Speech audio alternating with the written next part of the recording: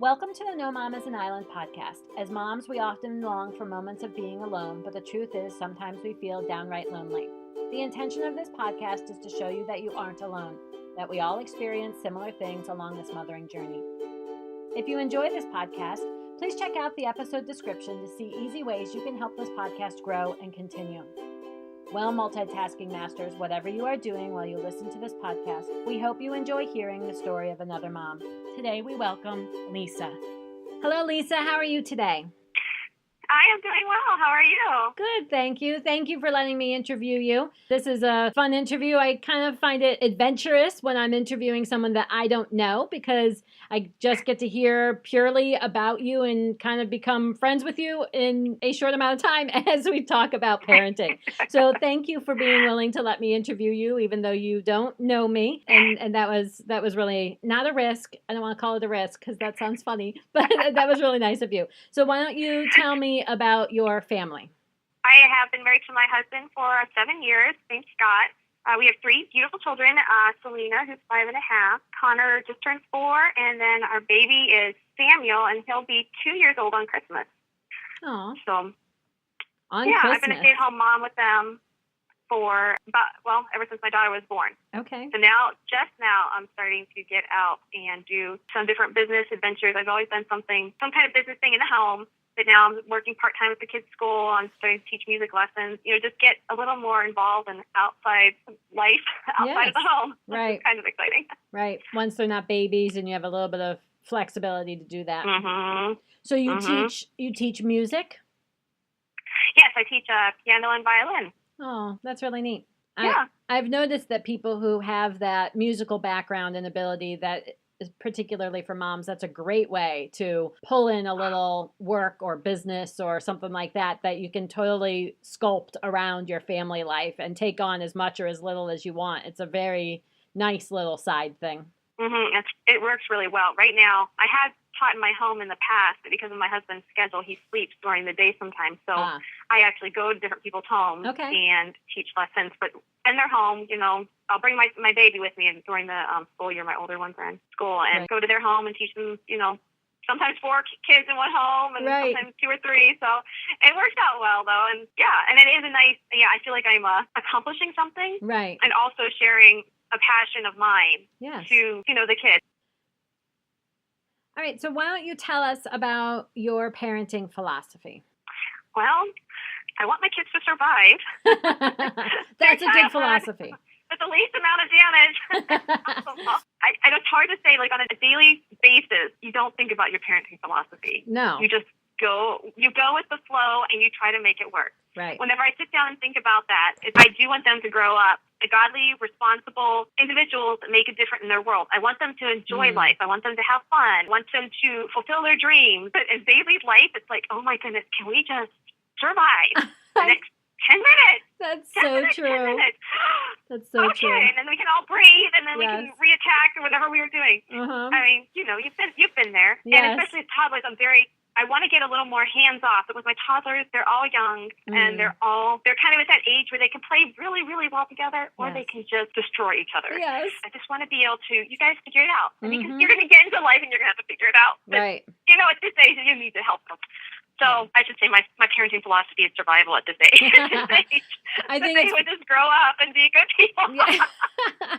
I think it's very true, though. I think sometimes before we have children, we have like very well-defined parenting philosophies. These are the things we would do or not do, and this is the type of parent we want to be, and this is the type of children we want to have. And then you have children, and you spend a number of years just barely trying to survive. And then I think and then in the midst of that, you may be like, okay, if I had to declare what my philosophy is beyond survival, this is what it would be. However, you notice that like as a day-to-day thing, you don't spend a lot of time thinking about that. And then they get a little older and don't need quite that same like hands-on all the time type energy. And then you can sit back and be like, okay, so in pursuing my parenting philosophy, this is the way it kind of needs to look.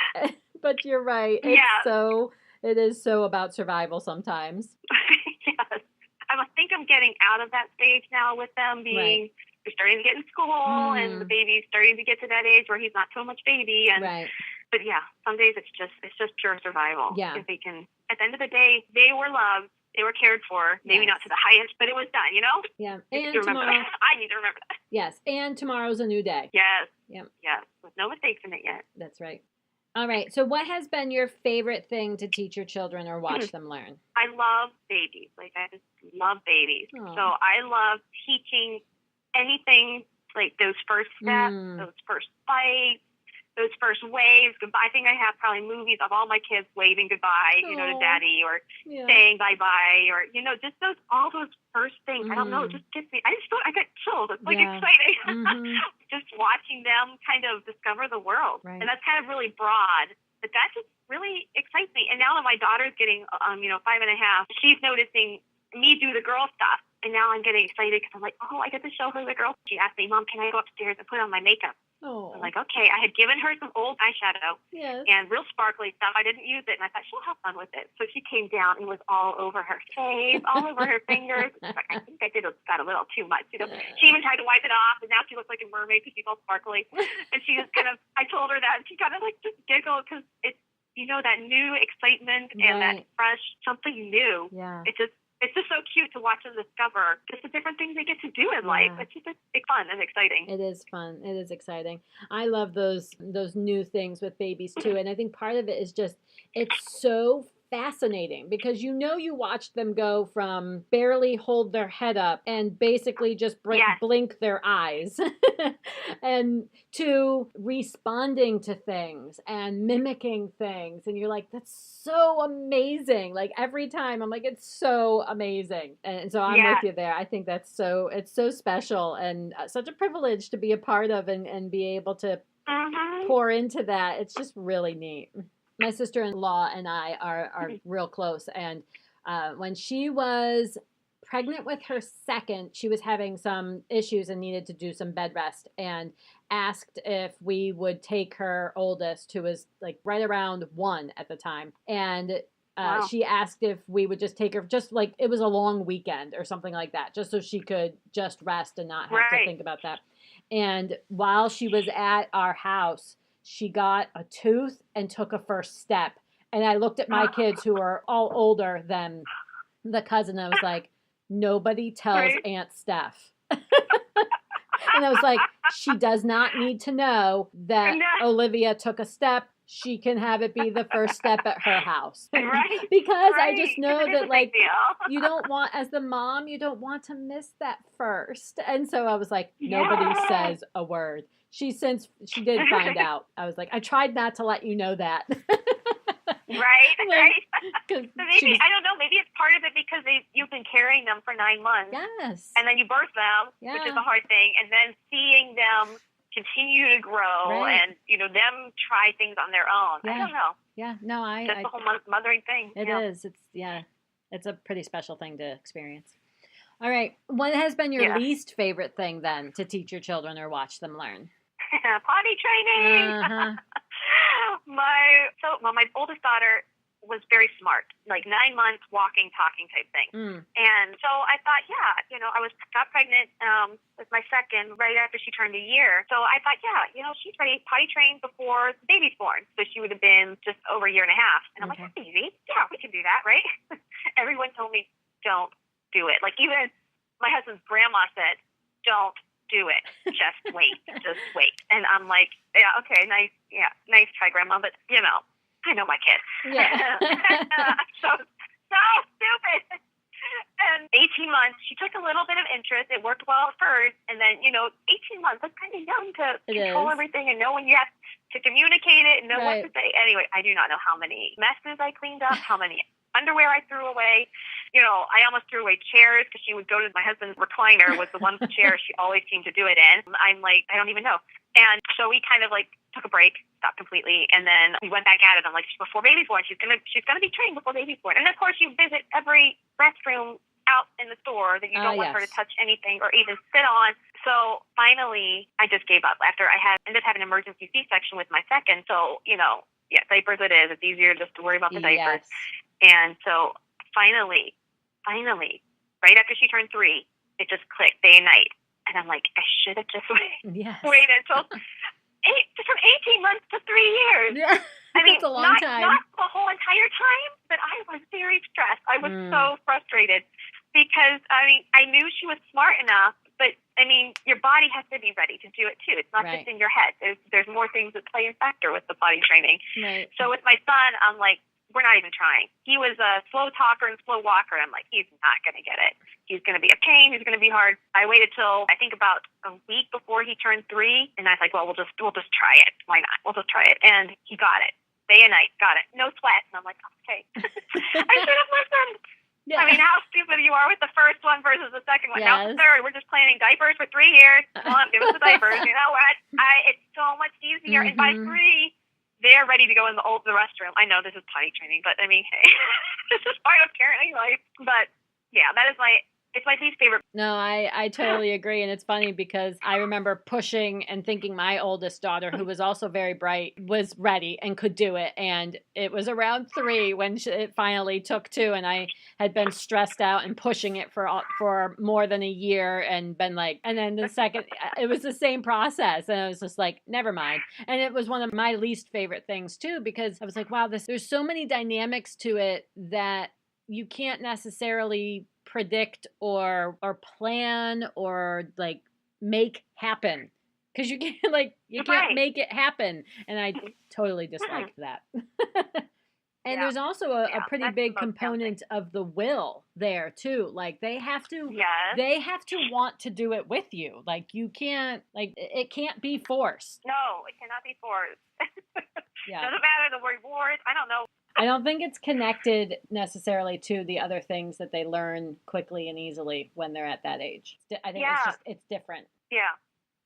All right. What has been a high moment in parenting for you? A few years ago, my husband had to go out to California for a 2-week trip for work, training, I guess. And we looked into possibly all of us going out, and we figured flights, because we're in Indiana, flights out to California, and then if I had the kids out there for 2 weeks, I'd just be staying in the room, and then that would be a whole lot of not fun for me. So we decided that it'd be best for me to stay home. And that, I know it's probably 2 weeks is not a big deal. I mean, military families and all these other people, but for me, it was like 2 weeks of him gone was like, crazy. Huge. I'm the type of person that as soon as he comes home or whatever his schedule is, if he wakes up, I'm the person that I will go hide somewhere for just a few minutes, just to get that quiet, Yes.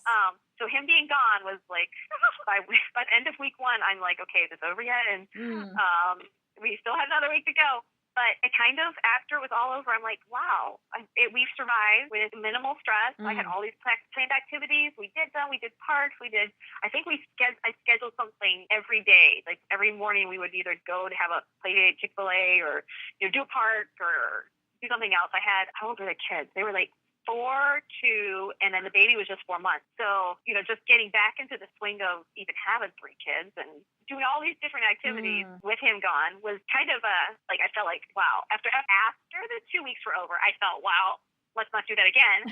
Then I did it, Right. And even he was kind of proud that, because he knows how I could get stressed. He was kind of proud of me that I could do that. And also another high point was right after my son turned 1, and I felt like I got this. You know that feeling? Yeah. I got this. Yeah. It's working. I'm a parent, and I'm doing this successfully. We even bought a puppy. Wow, we're doing this with a puppy. This is so great. And then I got pregnant with my third, and everything went downhill from there.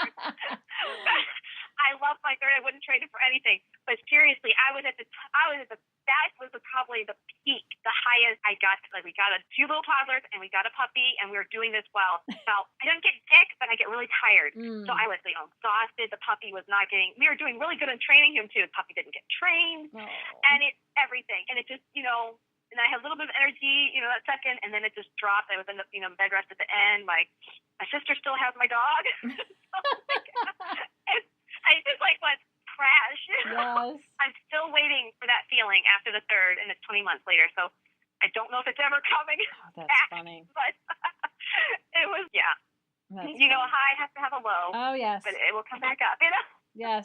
So, what would you say then? Would you call that like your low, like where you came off of this, I can do this, and then you crashed? That was like my crash down.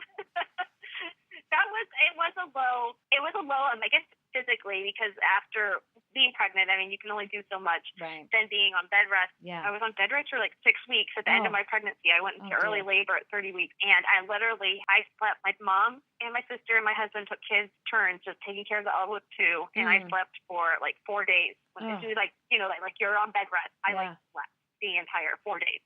And then after 4 days, I'm like, okay, this is enough. Yes. Let's get on with life. But I still had to be in bed. And they really, physically, yes, that was a low point. But as far as parenting, I wasn't really parenting my kids. I was like, hey, good, you're happy. Give me a kiss, good night. See ya. So, but I don't know. You go up and down. Low points are whenever you're just, last night. We could say last night. I could probably say last night every day. Last night was a low point. Whenever they were really tired after school. And my son, when he's really tired, he doesn't like to eat, which I understand. Mm-hmm. So he had a few little snacks. I didn't force him to eat big dinner or anything. He just had a few little snacks throughout the evening. I'm like, okay, great. 7:30, 8 o'clock rolls around. I'm like, okay, let's clean up, get ready for bed. Oh, I'm so hungry. And I will not say I kept my cool. But it was that and something else was going on. I forget what else was going on. But it was like, for real, like, you had a chance to eat. And he even mentioned, throughout the evening, oh, I'm hungry. Like, well, get something to eat. I was figuring he didn't want that big, heavy, because every time I offered dinner, it was no. I think we all probably ended up crying before bed. And that was a very low moment, and those moments make you realize you don't have it all together. Yeah. And even makes them see you don't have it all together. And even my daughter came over and, cried. She's like, I don't like when you talk that way. I don't like when you say that stuff. And I know. I don't like to say that either. I don't like this when I talk that way. So we all ended up sitting on the kitchen floor, huddled up. Me and the baby was running around giving everyone hugs because we were all sad. You try and you fail, and you just keep trying. And you're going to, if you give up, you're just going to always fail. Yes. So we just keep trying. And I did end up feeding my kid. My husband's like, you should have just sent him to bed hungry. And like, no, he didn't eat dinner. He didn't eat all his lunch at school. We gotta, right, feed him something. And I know they're trying, and they are good kids. Sometimes in those moments you get stressed out, and especially in my mind, I'm very structured. My mind, it's 8:30, 7:30 bedtime. Right. This is what happens. This is what needs to happen to get to bed. And then someone throws in a wrench, like, I'm hungry for dinner, and I'm like, say what? Yes. We're not doing that now, Yeah. Adjusting, and I think that's probably my biggest struggle as a mother is adjusting to the little wrenches and the little kinks and curves that we have to go through. Yes. Because it's not just, in my mind, okay, from the end of the day, it should be, from the beginning of the day to the end of the day, it should be a straight line. Yeah. And it's not. And it's never. It never is. Right. So adjusting to that's my hardest thing, mothering or, parenting in general is such a dance between consistency and flexibility that it's really hard. Like, sometimes to switch from one to the other appropriately so is really hard. Like, it's like, no, we're being consistent. It's like, well, but sometimes grace is needed and flexibility needs to happen. It's like, but, and it's just, that's exhausting sometimes. And I would say, like, those often are my low moments too, where, like, I don't react in the way that I would if I could sit down and look at it from the outside and decide what my reaction should be. In that moment, you just react instead of, having a planned reaction. And I know, but I think even in that, like, we model what forgiveness and contrition and redemption all looks like, where, where we admit that I was wrong to speak to you like that. Will you please forgive me? Let's reconcile, and I think our children learn so much from watching what we do, good and bad, that we need to model, like, what they need to be doing, but we also need to model how to reconcile when things have gone wrong, because they're going to need to be able to do that too. And, at the end of the day, you're like, wow, I wish I could have less of those lessons being modeled. But, but it is still our role to make sure that our children are learning that piece of being a human also. Yes, I hadn't thought about that way. That's a really good perspective, because I always go back to them, especially after we've had, I've gotten upset with them, and I did tell them, I never tell them I'm mad, because usually she'll just be like, are you mad? And I'm like, no, I'm not mad. But she looked at me with that, are you mad face? And I told her, yes, I am mad. And then I think that's when she really oh, no! Yes. Yeah. But like we did do our reconciling, and I apologized for speaking the way I did, and I shouldn't have done that, and then they apologize for whatever. Sometimes they do, and sometimes they make up something just to say they're sorry. Yes. But it is part of life that you do need to apologize. And you do need to figure out how to reconcile with each other. So now I don't feel like such a failure. I'm teaching. Well, and then too, like you're showing in taking that perspective. It's not an excuse. It's a perspective where in which you're showing yourself grace too. So you're not going to bed like beating yourself up about the way that you acted that you know you shouldn't have. You're forgiving yourself in the process of that too, which is so very important, because when we continue to pour that guilt on ourselves, we just cripple our ability to relate to anybody. And so I just think, it's just important. Like, your kids are there, part of it anyway. Like, let's model the right behavior. Even if sometimes it takes a little bit for you to come around to that behavior, let's still make sure that we always do. So even like, I will force myself to humble myself to say I'm sorry and admit that I was the one wrong. And let's talk about this. So that they don't grow up thinking that their parents were never wrong, or knowing that their parents were wrong, but knowing their parents would never admit that they were wrong, which is unhealthy. Yes. I feel like yes, it's better not to get upset at your children, but it does happen. Admitting that you know that you were wrong and admitting to them is a big step for them to see that, you're not perfect and you're trying, and you can make a mistake. You can be wrong. Right. What would you say is your favorite mothering story? One of my favorites is when I take my daughter grocery shopping. This is when I had the two kids, and they would be in the cart. They're about 3 and 1, my older two. And my daughter loves to sing. Top of her lungs, her Sunday school songs. Like, everybody ought to know who Jesus is. Jesus is knocking at your door. Why won't you let him in? And she's singing it was echoing. I think we were in Aldi's, and it was going throughout the whole store because wasn't that big. And cash register, and the lady's like, "Were you the one singing? Oh, that was so beautiful. That just blessed me." Another store we were in, she was singing again, and just no fear of singing, and looking at people and waving too as she was singing. And one lady even came up and gave her some coins. Oh, cute. All her change she had gotten, She said, "It was such a blessing to me to hear you sing." And I mean, that just warms your heart. Just like, oh, your kids are just like shy or scared to sing their heart out. Especially, Bible songs, Christian songs. Jesus is knocking at your door. Hello, that's going to get anybody thinking. Right. Just being a testimony, and then someone, quote paying because it meant so much to them. That was, I don't know. That's when you feel like I did something right, Yeah. And even now, the kids are, it's not more of a story, but it's kind of like they are learning how to give to, we have 2 banks right now for them. Piggy bank that's for their savings, and a piggy bank that's for their, we say giving for church. And my daughter often takes whatever money she gets, it often goes right into the church one. Oh, yeah. And I made sure she knew that is going to go to church. Like, she's not going to be able to spend that. I didn't want to discourage her, but I didn't want her to get false pretenses that she's going to spend that. Right. And so she's like, I know. And she'll put like all her money in there, and then in a few weeks they're going to give it to some missionaries, and around Christmas they'll buy canned goods when they do like food drive type thing and stuff. And just their willingness to give, it's just kind of like, oh, that is so refreshing. And like, I wish I could be like that. I know. Yeah. All right. What do you do for self-care? So, crazy busy with children. What do you do to make time for yourself?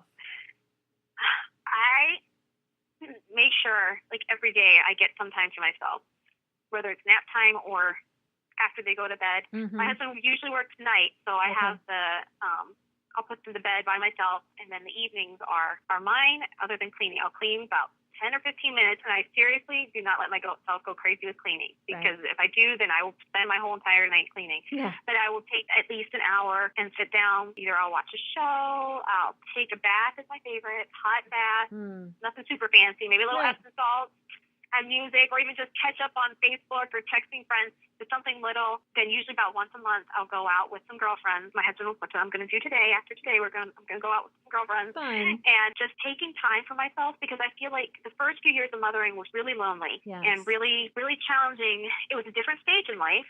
You're getting into, not all of my friends had babies. And that's totally, once you get married, you're in the couple, we're all a couple, those are so much fun. And then one of those couples has a baby. And now it's like, oh, I can't invite them because the baby's going to be there. Or now I can't invite them. So we were kind of that couple that kind of always have a sitter lined up or date. And we're like, no. Right. Baby's bedtime, So, and now after a few years, I'm finally finding that balance of what works for me. Babies now. And getting together with mom friends is really good. But getting together share with my friends. It's for me, for my Right. benefit. No one Right. else. And would have fun, window shop. And I don't know, like for a few years, I felt like I lost who I was. And now I feel like I'm just finding it again because Right. you know that balance. You get that mom guilt. Yeah. And that's what the self-care question is meant to do, is to, you know, to let people hear what people do, because that is so important. And just to give ideas that, you know, self-care doesn't have to be a prescribed thing. It's whatever it is that helps you to not lose yourself in the midst of being a parent, because you are a better mother when you haven't reached that exhaustion point. Absolutely. And I love my kids, but can't get to that stretch point and to that break point. And I had been to that break point. Right. Too many times because I was letting that mother guilt that, oh, I need to be there 24/7 for my baby. Yes. Well, you are there, but you are still a person. Not just because you're a mother that you're not a person, that you need to function and you need sleep. Hello, you need sleep. Right. Now more than ever. And I think that's some reasons why, you know, I'll lose my cool because I woke up at 4:30 in the morning by a beautiful child and I wasn't able to fall back to sleep, but they were, you know. Right. But you need, that time is so important. Another thing I like to do, or one of my friends had said to do, they have a list, like a running list of different activities or projects. I think it was project things they like to bake, like whatever ministered to them, even if it was like a thing to do, as opposed to just like staring at a wall like I like to do. Right. They had things that they wanted to bake that was special, or something they wanted to make just for them. You know, running lists. And then either the week they do something, or if they could every day, they would just do something little on that list. Yeah, it's a good idea. Things is I like to organize my cabinet, and so just to organize, and that makes me happy, like once the project is done. Yeah. That makes me happy. So organizing my cabinet, that seriously, I go to bed worrying about the one cabinet I didn't organize. So organizing a cabinet, that was like a relief off of me. It was a de-stress. I practice the violin. I play the worst drill of practice of different keys, of different things, and different timing. I used to hate those growing up. When all my kids are at home, and in the evening, it's usually the end of the day, I'm like, my brain is going crazy. It's noisy. It's just going crazy. And so I will take out my violin, and I will make it even louder in here and practice probably about an hour at least. I would keep going, but the kids interrupt me and they need something. So I would just practice and practice, just play all these pathetic little annoying pieces and music. I'm done though. The release is so amazing. I have to do something with the organization of role, something that is systematic. Yes. It was. Yeah. Just discovered this because sometimes I will get this urge. I need to play an instrument. I need to play, you know, and now I realized why. Yeah. I need for my sanity right now. And it's not playing as in I'm playing beautiful pieces to perform, or I'm, you know, pouring my emotions out in the violin. I am literally restacking my brain to work. Yeah, that makes sense. So that's what I do I have a list of crafts and projects to do too, but sometimes those turn into more work. Yeah, right. And so I try to keep in the back of my head, which I should write it down, a playlist of things that if I do have time, what's going to make me happy, even if it is organizing my, you know, sock drawer, making sure all pairs match. I mean, that's something that brings me joy. I know I'm weird, and I'm like structured and like crazy stuff like that. But it puts pieces back together in the midst of feeling a little chaotic. Yeah, that makes a lot of sense. So, what would you say is a favorite life hack? Something that makes your life, that you've figured out for you, that makes your life simpler, easier, or cheaper? Monthly freezer meals. Okay. They might be a little more expensive, but they are a lifesaver. So how often do you prep them? Do you like set a day where you prep a whole bunch of them? I do shopping usually in the morning, and then I'll prep meat because you don't want to let the raw meat sit out. So I have to prep meat. Usually I have to cook the meat and then cut it, you know, let it wait the meat and make a few meals in the evening. And then the next day I'll continue doing whatever else I did. Freeze them. They last a month. I'll do a month of dinners, and usually I'll do a few weeks of breakfast. Okay. As well, especially for my husband. Or a muffin. I'll do like a bunch of muffins so my kids can grab them and go to school. And do you and you freeze the muffins too? Like you freeze them all? Oh yeah, everything goes in the freezer. So amazing. Yeah. Like you talk about TV dinners. This is TV dinners, but they're healthy. Yeah, right. And Pinterest is full of like all sorts of freezer meal ideas. Yes. Yes, and if you just browse, you'll find, I haven't found one that I love her whole entire recipe. Like, I don't like some of the recipes, but they tell you how to do it and how to do it easily and quickly, and it just saves you so much time. Yeah, that's a good idea. All right, what would you say is your favorite parenting book? The book that helped me the most when my babies were born, because babies don't sleep. My daughter didn't sleep through the night until she was So to take it back, she was awake during the whole entire night, and she would sleep all day. Yeah. So I didn't sleep for the first 2 months of her life until we got that flipped around. Right. And I used a different parenting book, which I didn't end up liking the style of because it had the babies cry a lot, and I did not like that. Okay. So what I ended up using for my second and third was The Secret of the Baby Whisperer book, and I love that. It's gentle for them. You find out what type of baby you have, what your baby tendencies are, scheduled, angel, all these different things.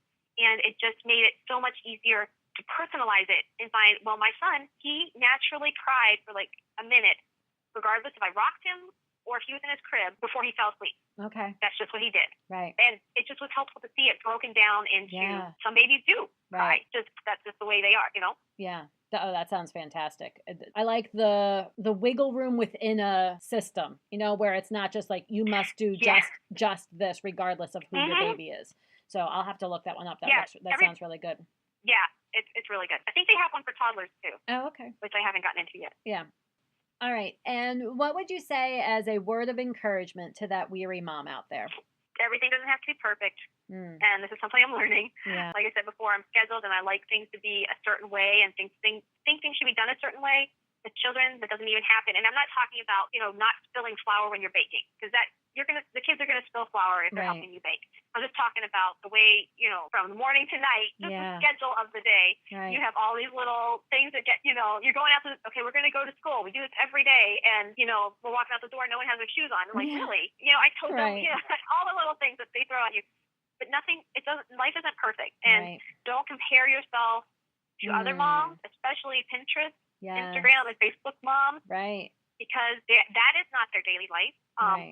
They take a picture. Like we can set up a corner and take a picture of something beautiful, and then you will think my entire life is that beautiful. I can put my Christmas picture up, and you will think, oh, my kids are the sweetest. They never argue and they never fight.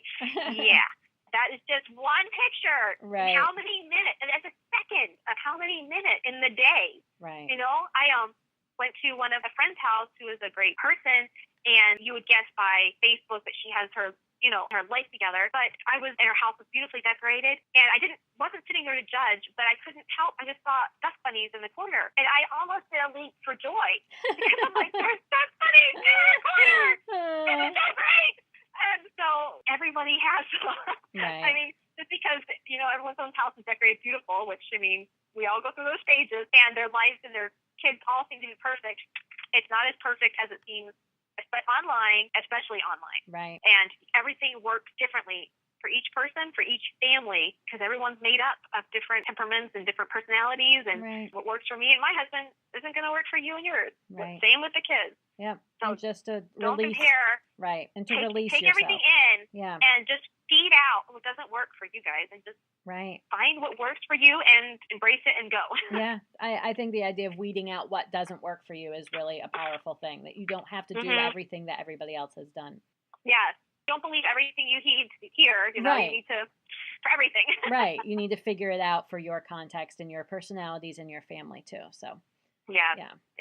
Well, Lisa, thank you so much for letting me interview you. It was so fun to hear about your family and your parenting, and I really enjoyed it. So thank you for being willing to be a guest. Thank you so much for having me. You're welcome. You have a nice day. You too. All right. Thank you. Bye-bye. Okay, bye-bye. Thank you for joining us on the No Mama's an Island podcast. We hope that it was an encouragement to you wherever you are in your mothering journey. If you would like to share your story or would like to see something added to our interviews, please contact us at nomamasaniland@gmail.com or send us a message on Facebook or Instagram. If you enjoyed listening to today's story, please check out the episode description for links to things that Lisa mentioned and for some easy ways that you can help this podcast grow and continue. Thank you.